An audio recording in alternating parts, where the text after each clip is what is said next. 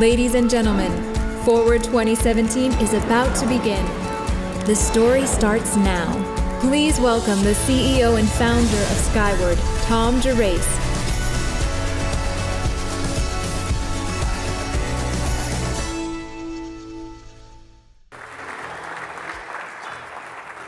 Thank you. Thank you. On behalf of the entire Skyword team, let me welcome you to Boston. We are incredibly excited to have all of you here with us today. The theme of today's conference is building genuine connection. And we selected this theme because we know as marketers, of course, this is our primary goal, to connect with our customers and our prospects and to build a relationship where they actually care about our brands and what we do. But doing that is harder than ever before. Now, those who've been with us for the past couple of years when we've been running the Forward Conference know that 2 years ago, we predicted the coming of the decline of interrupt advertising, the ad crisis that is now upon us. And many brands began to react by changing their approach a little bit, to shifting from branding and reaching their customers, from bragging and promising, into just sharing more and more data about the stuff they do. Our product will help you lose a pound a week. Our product will keep you a little bit safer. And they're doing exactly what Michelle's dad just did when he was trying to connect with his audience. But as you know, you can't argue your way into the hearts and minds of your customers. That being true, we still know that the power of connection is invaluable, whether or not that connection is with somebody that is dear to us, whether we're connecting with a team, whether connecting with a loved one, or around a cause that matters, or whether that connection is simply with friends that we might happen to be playing or enjoying a moment with, or with somebody that shares our passion. That connection really makes life worth living. And those of you that have traveled here alone, or have gone on a sales trip alone, or have sensed the absence of that connection, know just how empty life can feel without it. The problem we face today, though, is far greater than the advertising crisis, and far more pervasive. The problem we face today is that we live in a time of declining empathy. We understand each other less than we did before. We don't communicate as well as we once did before. And as a result of these two things, we don't care about each other like we once did before. We don't love one another like we once did before. You can feel this in your heart of hearts. The sense of insecurity, this growing dissatisfaction.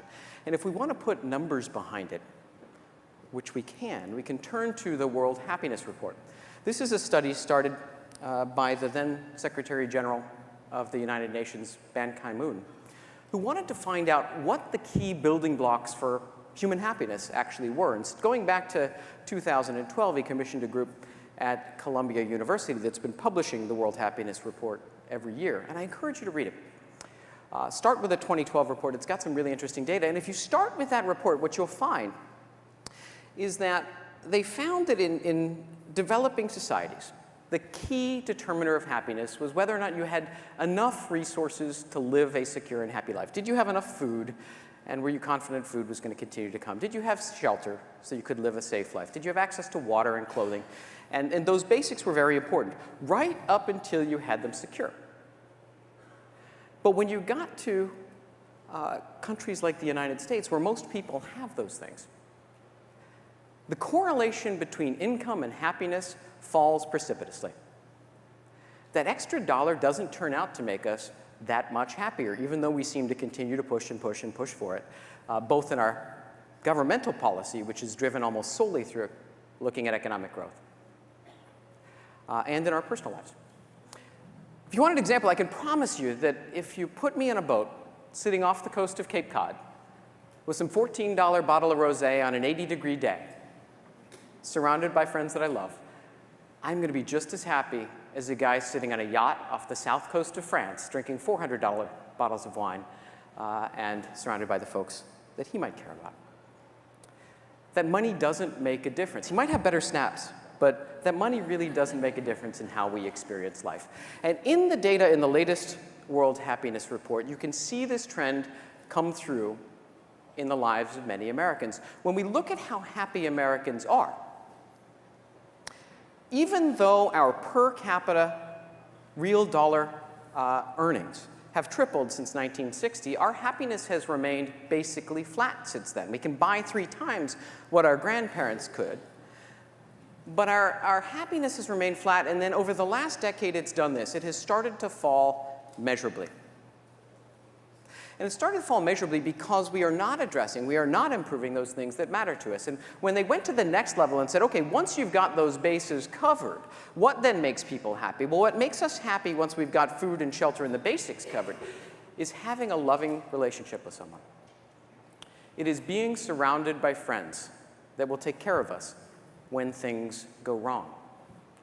It is living in a society that we think is just and being free to express ourselves in the way in which we live day to day and worship and speak and act. But these things are now all in decline. Edelman studies trust. They have a report called the Trust Barometer that they put out every year. And what they've shown is now more people distrust media and government than trust it. And more people distrust, and almost more people distrust business than trust it. And these statistics are all declining over the course of the last decade. We don't believe in these core institutions that help define our society. And is it any wonder? Is it any wonder? Some of the most recognized and valuable companies in the world have abused that consumer trust. For a decade, Volkswagen has been producing diesel cars, promising their customers that are environmentally sensitive, that those cars would save gas, be more efficient, and also be zippy. They promised them that they would perform well. But Volkswagen's engineering team hadn't yet delivered on that promise. So they made a critical decision. They were going to lie to their customers and lie to the governments around the world and create a software defeat device that would make the cars test like they made environmental standards, but they would miss those environmental standards. And even after they'd been caught, Volkswagen spent 2 years creating fake data to lie to the federal government and to lie to their customers and to continue to sell those diesel vehicles. By the way, vehicles which just didn't overproduce pollution by 1 or 2 times the legal limit, but by 30 times the legal limit when they were driven on the road. Now, we all know and have read in the newspapers that this mistake cost Volkswagen $21 billion. But it cost them something far more dear. It cost them the trust and the advocacy and the affection of their customer base. 5 years earlier, BP learned this when they cut critical corners on the Deepwater Horizon, and when that rig exploded on April 20th, 2010, and 11 people died, and dozens more were injured, they lost the trust of their community.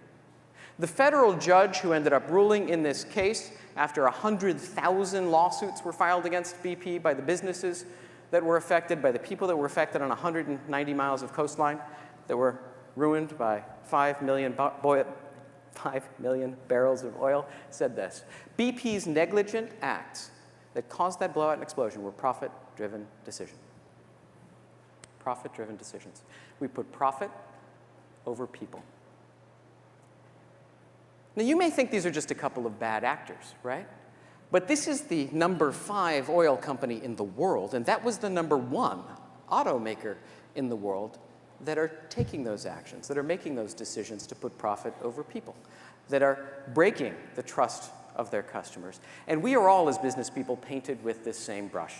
And I call this out to you today, not to depress you at the start of our conference, but because we need to live in the real world as marketers. We need to understand the steep hill that we have to climb in order to be able to build a connection with our customers. And the simple fact is that by default, people do not trust businesses in America today. But there's hope.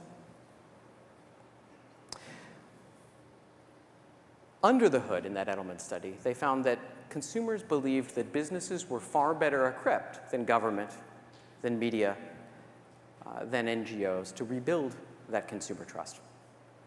And they believe that, as Edelman dug deeper, because there are a handful of businesses that are doing it and that are beginning to make that change and are beginning to reestablish themselves in a very different way in the world. Now, you may think that the businesses that are doing that are companies like Facebook, social platforms that were designed since 2004 to connect us, right? Today on Facebook, you can see what more of your friends from more of your history, whether you want to or not, are doing in more of their lives. But is this really connecting us? Is this making us happy? It turns out not. Now, several studies have shown that this social connection doesn't make us happy because what we end up doing is comparing our everyday lives, those mundane moments, the ups and the downs that we all have as we're living every day, with the highly curated, most perfect moments of our friends' lives, right? If Facebook were to be believed, you'd think you spent all of your time running between meetings, exhausted, trying to keep your family and friends and everything all on schedule, and your friends were spending all their time on beaches playing with new puppies. We also might think that the smartphones that companies like Samsung, we're thrilled to have our partner Samsung in the room today, are going to solve this problem for us. And while these devices have enabled us to do incredible things in ways we never expected before, when it comes to that interpersonal moment, they may be coming between us. How many times do you have a meal that looks like this with somebody that you care about? I took a train from just a T-stop just a few blocks from here over to Harvard Square last week, and I counted 14 people on the train. Every single person was glued to their device. Even the folks who got on the train together and were traveling together were staring at their phones, not talking to one another. Now, do you remember the days when you'd stand in a grocery line and you'd chat with a person in front of you or behind you and make casual conversation? I mean, do you remember doing that in elevators and you just begin to strike up a conversation? Probably 9 times out of 10, 99 out of 100 maybe, it wouldn't go anywhere. But that one time you might meet that new person? Well, that's not happening anymore. But we believe, as the Edelman, at Skyword, we believe that, as the Edelman story hinted, that business leaders have an opportunity to make a difference. And we're talking to you about this today because if you're here in this room, you're already a change maker.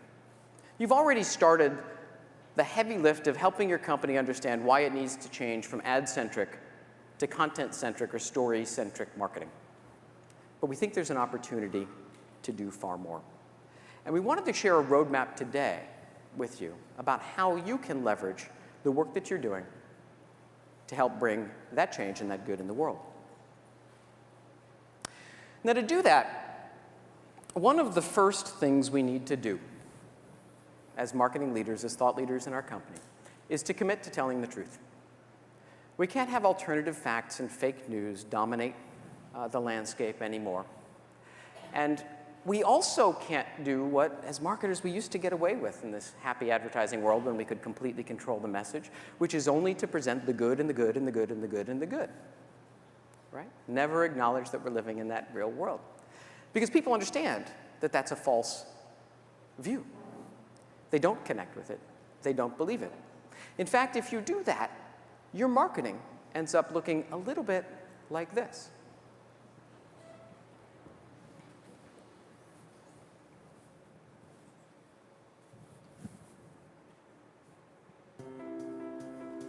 We think first of vague words that are synonyms for progress and pair them with footage of a high-speed train. Science is doing lots of stuff that may or may not have anything to do with us. See how this guy in a lab coat holds up a beaker? That means we do research. Here's a picture of DNA. There are a shitload of people in the world, especially in India. See how we're part of a global economy? Look at those farmers in China. But we also do business in the USA, or want you to think we do. Check out this wind energy thing in Indiana, and this blue-collar guy with dirt on his face. Also, we care about the environment, loosely. Here's some powerful rushing water and people planting trees. Our policies could be related to these panoramic views of Costa Rica. In today's high-speed environment, stop-motion footage of a city at night with cars turning quickly makes you think about doing things efficiently and time passing. Lest you think we're a faceless entity, look at all these attractive people. Here's some of them talking and laughing, and close-ups of hands passing canned goods to each other in a setting that evokes community service. Equality, innovation, honesty, and advancement are all words we choose from a list. Our prophets are awe-inspiring, like this guy who's looking up and pointing at a skyscraper or a kite while smiling and explaining something to his child. Using a specific ratio of Asian people to black people to women to white men, we want to make sure we represent your needs and interests, or at least a version of your skin color in our ads. Did we put a baby in here? What about an ethnic old man whose wrinkled smile represents the happiness and wisdom of the poor? Yep.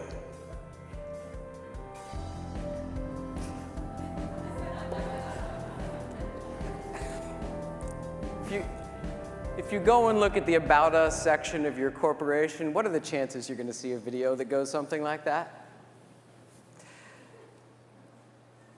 But what I can tell you about that video, other than the fact that it's cliche, and it shows pretty much every bad cliche that marketers use doing this positive messaging about their brand, is that it doesn't work. It doesn't connect with us because we don't think that it's real. As marketers, if we want to connect with our customers, we do need to live in the real world. And if you want to hear from someone who does this brilliantly, our closing speaker today, Julie Snyder, who is the producer of some of the most successful podcasts in history, Serial originally, and most recently S-Town, which broke all records, having 16 million downloads in its first week after it was released, does this in the story she tells about John B. McLemore. We go with Julie and her team into Shittown. We understand just how bad it is, how dark it is, the struggle that people have there, how uneducated they are. And because she takes us there,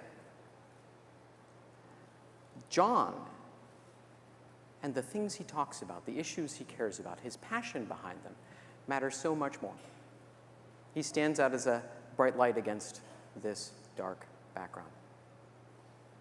If she didn't do that, right, if we just set John, even looking like this, in the middle of Cambridge, saying the exact same stuff, telling the exact same stories, caring about the same issues, he'd just be another annoying Harvard graduate student. But because she's honest about S-Town, we connect with John. So it starts off with being honest. The second thing that as marketers we need to do is we need to make sure that then we find that good in ourselves. We find that ray of light, that hope that is at the center of what we do. What matters beyond the profits that we turn? What good can we do in the universe? Because to be sure, after your company has achieved that success where it is growing and it's profitable and it's doing all of the things it needs to do to survive and thrive as a business, your team, your customers, your shareholders will care a lot about whether or not you do something else that matters. Apple's been brilliant at this since inception. They have been taking stands on issues that go far outside the technology products that they make. Tim Cook spent a lot of time recently lobbying the Trump administration to stay a part of the Paris Accords. Spent hours and hours and hours on the phone trying to make sure that we maintained our commitment as a nation to the environment. And when we didn't, Apple decided that they were going to invest their marketing dollars, a lot of marketing dollars, in lobbying the American people directly with us. The Earth is a very small stage in a vast cosmic arena. In our obscurity, in all this vastness, there is no hint that help will come from elsewhere to save us from ourselves. The Earth is the only world known so far to harbor life. There is nowhere else, at least in the near future, to which which our species can migrate. Like it or not, for the moment, the Earth is where we make our stand. It underscores our responsibility to deal more kindly with one another and to preserve and cherish the only home we've ever known.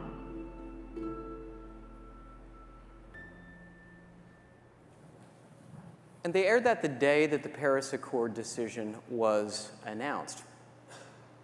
And this is part of a broader campaign by Apple. Any who have watched their product releases know they spend as much time talking about how they have eliminated styrofoam and they've made entirely recyclable packaging for their goods, how they invest in minimizing the amount of metal and minerals they need to produce their products, eliminating waste so that they are having as small an environmental footprint as possible, how they have made their products consciously consume less and less power so that they don't pollute when they are used. And because they make this commitment to the environment, even though their cameras, their phones may not have the same technical chops as their competition, we feel emotionally connected to that brand because they're showing that they care about us, that they care about the people that buy their products, that they care about the planet on which we all live.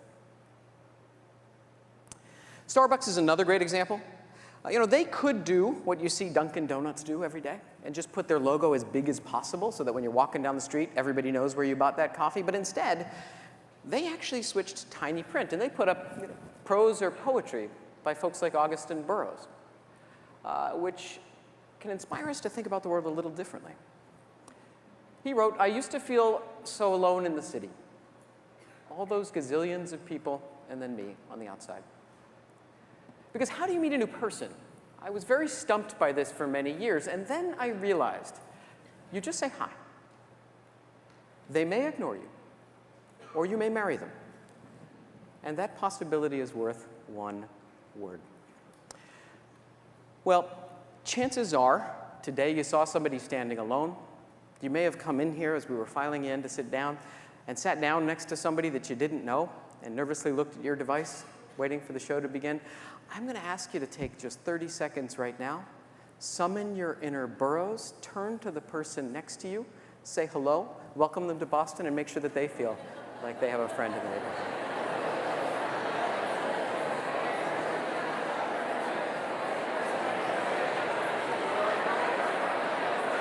Thank you. All right, come on back. Come on back. Come on back. Didn't that feel good?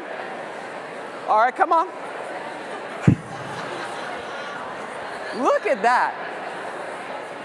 All right. So, didn't that feel good? Didn't it feel good to just connect with another person for a minute? Well, and look, we're going to have time at the breaks. I know you all want to get to know each other now, and that's fantastic. And I hope you will summon that inner Burroughs more throughout the day and reach out and talk to somebody, especially somebody who might be standing there alone and not know anybody else at the conference. And this is really giving you a hint on what we see as our center of good at Skyword, which is to build connection in a disconnected world. We are a small company, of course. We do that in perhaps smaller ways than what many of you can, but we're really proud to give you an example of that work today. We have a few folks with us from 826 Boston. Now, 826 is an organization which goes into communities where they are economically challenged. And they're doing this in 7 cities around the world, soon to be 8. And they have staff and volunteers, many, many volunteers, that coach about 30,000 children aged 6 to 18 on writing and on storycraft. Now, what 826 does is help these kids, of course, learn those valuable life skills so they can express themselves better. But they also help them develop a sense of self and a sense of confidence in the world. And lifting these 30,000 kids up every year by helping them not just develop those skills, but by helping them become published authors. In your conference bags today, you'll find that we've included a book of those children's stories compiled from the writers at 826. And I hope you take a look at that book. But one of those young writers said it better than I can when she talked about what the group does. She wrote, quite simply, "My hand is ready with a pencil to start a new future." Would you please join me in thanking a couple of the folks that are leading 826 here in Boston that have joined us today.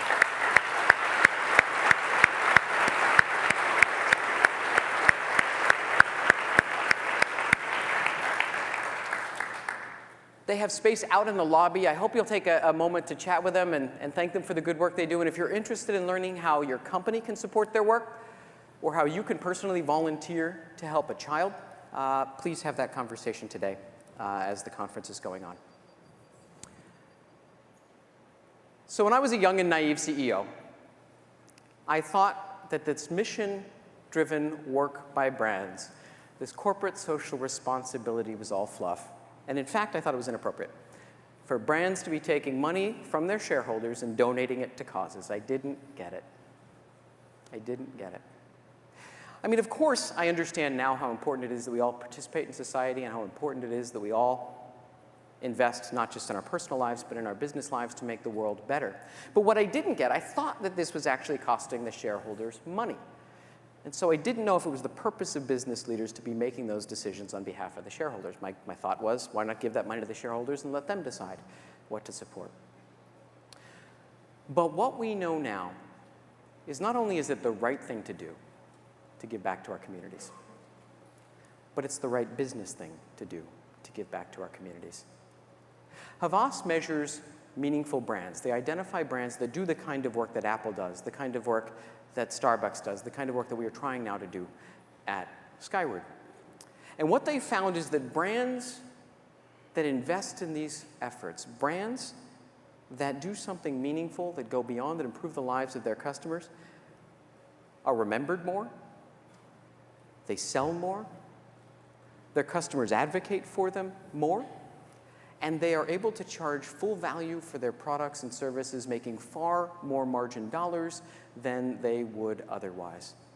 So not only are we doing good in the world when we do this work, but we are doing well for our shareholders, for our team members, and for our companies. So when you get back from Skyword, from this conference, and you go to try to share what you learned today, and you're talking to those hard-nosed business folks that might be as naive as I was when I was starting off in my business life, you can tell them that this isn't just the right thing to do. It's the smart business thing to do as well. I'm really excited that as I hand things off in a few minutes to Mary Mazzio, you'll be able to hear about how a handful of brands like Welch's and New Balance have helped her tell stories that have changed people's lives in the documentary film work she does. I'm really excited that we'll be bringing Mary up next to talk about a few of her films, including A Hero for Daisy. Okay, so we're living in the real world and telling it like it is. We're finding the center of good for our brands. What do we need to do then? Well, we need to do something that shows that we genuinely care about our customers. We need to do something that lifts them up. Now, some brands have done this through advertising periodically, like the ones that I just showed you. Others, though, are investing in doing it every day in ways that make their customers' lives better. Brands like Colgate, through its oral care center, which helps millions of people every month live healthier lives. Brands like Dignity Health, which is helping, Anthem Health, which is helping businesses manage their customers' lives more effectively so that people can be more productive employees. Brands like Dignity Health, which is helping spread stories of kindness. So we all take a step back and remember we're human beings in the world. Not just business people, not just political people, but human beings in the world. And we can treat each other better along our journey. Brands like Whole Logic, which are helping women understand their bodies better so that they can tackle and understand the health and tackle challenges they may have. Brands like Fidelity, which are going out and helping everybody now living in the gig economy, like the writers and videographers and designers that are here with us today, that are working as freelancers, plan for their and prepare for their financial future. Brands like Northrop Grumman, which are helping young engineers choose a better path to do something more meaningful in the world than build the next Snapchat filter. IBM Security Intelligence, a brand that is helping keep businesses and people safe in an increasingly dangerous IT world, brands like Tom's of Maine, which help us remain connected with nature. These brands are all here in the audience today. We are so proud to be your partners, proud that you've chosen Skyword, but these are brands that are lifting people up through the content marketing that they are doing. And I think one of the things that is fascinating about the work that we are all doing is that depending on your content strategy, depending on how you choose that strategy, and whether or not you are able to align that with your center for good, if you're able to do that, then the stories you tell will not just deliver business results, but they will lift people up. They will make people think differently about you, about your brand, and about the world. And this is the way in which businesses can begin to overcome the barriers we talked about at the beginning. Now, this isn't easy, right? Colgate just can't have anybody talking about dental health. You have to understand, as marketers, where you have the right to play, where you have authority, and where you might need to go outside and find domain experts that have authority to speak on your behalf. We're excited to have Andy Hiller, David Beebe, and Phil Olanji here with us today, two journalists and a film producer who helped build Marriott's newsroom and content marketing practice. They'll be speaking early afternoon. If you want to go and find out how you can create a brand newsroom experience and do it authentically and do it with people that are going to connect with your audience, I encourage you to join their seminar. And finally, after we've done all of that hard work, after you've done all of that hard work, you need to make sure that people hear your story. And to do that, as you know, we believe we're going to change from creating content, from content marketing, to brand storytelling. If you haven't had a chance, or if you're not going to be able to attend the Storynomics seminar, I know we sold out early on that one, tomorrow, that I teach with Robert McKee, I encourage you to get there in the next year. I don't know how much longer Bob's going to be teaching this seminar, but he is truly a master at helping you understand how story can build connection. And if you don't believe me, if you don't believe that story can really connect you with people that you might not otherwise connect with, let me give you a brief example, and a timely example given what's about to be released in the world. Some of you may be Game of Thrones fans. Game of Thrones fans, yeah? Yeah, a few in the audience. So you know at the end of last season, we watched as Cersei Lannister, little spoiler alert, plug your ears for those that plan to watch it. Cersei Lannister blew up an entire religion, the Seven, destroying it in an incredible fireball. Now, in this scene, as she watches that church explode and smolder off in the distance and takes that satisfying drink of wine, why is it that you, watching this extermination of an entire religious order, thought, yes? Right? That's empathy. You became empathetic with a tyrannical despot. Or for those that were watching The Sopranos, how is it that great storytelling can take you into a world of mobsters, a violent world, where Tony Soprano's ordering murders is prostituting people, ends up selling drugs at the end of that series, and make you cheer for Tony's success? Well, if great story can build empathy for Tony Soprano and for Cersei Lannister, don't you think great storytelling can build empathy for your brand, particularly if you're choosing to do good in the world? The key to knowing that, to knowing how to do that, is to learn story form and to learn how to apply story form appropriately in your business. We look forward to doing that tomorrow with our Storynomics seminar, or if you're not able to come then, another time in the future. So how can Skyword help? How can Skyword help? Well, today, I'm really proud to announce that collectively, the folks in this room, the brands that are sponsoring and leading these programs, the creatives that are actually telling these stories, have really delivered amazing results. We have just passed the 1 million original stories told mark across all of the brand programs at Skyword. Congratulations to you all. That's really a terrific milestone.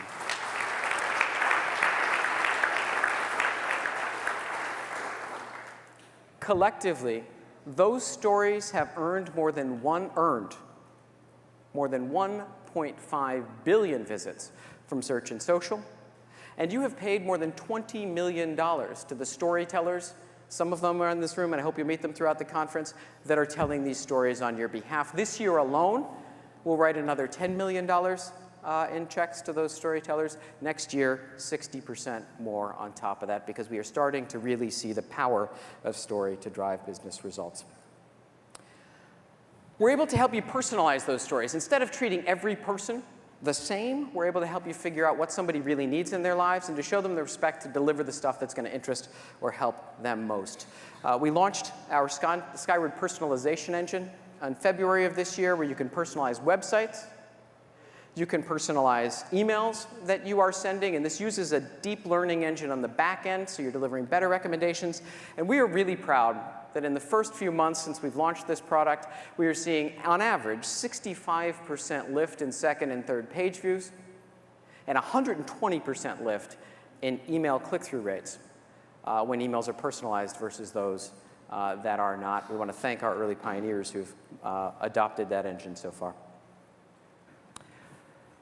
Our biggest investment this year, since January, has been on the creative side. We know that you are telling stories in deeper and richer ways, and our platform was originally engineered for writers, and we've been layering in and kind of, with a little spit and glue, helping videographers and photographers and designers do their work. Well, we just improved that creative experience so that now you can go out and find a videographer in Chicago who can shoot a video for you, a photographer who also writes, who can cover a conference for you. You've got the flexibility to go out and find the creatives you need with whatever skills you need, in whatever market you need, speaking whatever language you need, all on the Skyword platform today. And we now have workflows where you can do that work. So you can move from telling stories primarily in written form to selling stories in any form that you want with the creatives who know how to tell those stories best. And of course, most of the folks in this room don't just think with the US perspective, we think globally. We are so proud to have brands like MasterCard and Abbott and HP who are investing with us around the world. Last year, we created content. We told stories in 25 countries in 13 different languages, in fact, 20 dialects of those 13 languages, and we paid creatives in 17 different currencies, all to make sure that we are telling those stories wherever your customers are and helping you connect wherever those customers are. And just last month, we introduced our first data center in the Asia-Pacific region, so that using the Skyword platform in China is just as fast as using the Skyword platform in Chicago. We will be, this year, introducing search and social analytics in China, so that those of you that are investing in building businesses in the Chinese market can do that just as well there as you do here and can track that progress. And because the best stories have no boundaries, we've gone out and found not a good story authority, but as I mentioned, the world's best recognized story authority. Robert McKee has taught 60 Academy Award winners, 200 Emmy Award winners, folks like Kirk Douglas, Russell Brand. John Cleese has taken his seminar 4 different times. The entire staff at Pixar takes his seminar when they join. And that's because Bob knows stories. So we hope you'll have a chance to learn from Bob. These are the different ways in which Skyword is trying to make your brand storytelling effective. And over the course of the next year, we know that we have invested a little bit more in function than form. We are going to turn our attention to making sure that our platform is really easy to use, whether you're an occasional user just coming in to write a story now and again, or you're a power user that wants to use the more advanced functions of our platform. This is where we are focused for the next 6 months, and we think you're going to find the Skyword platform is really rewarding and easier to use by the time we gather in the next year. So to conclude, look, we live in really tough times.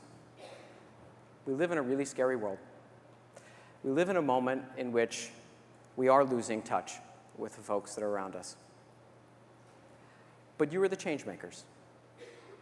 You are the folks who've taken a small risk in helping your businesses transform how you market by shifting from ads to content.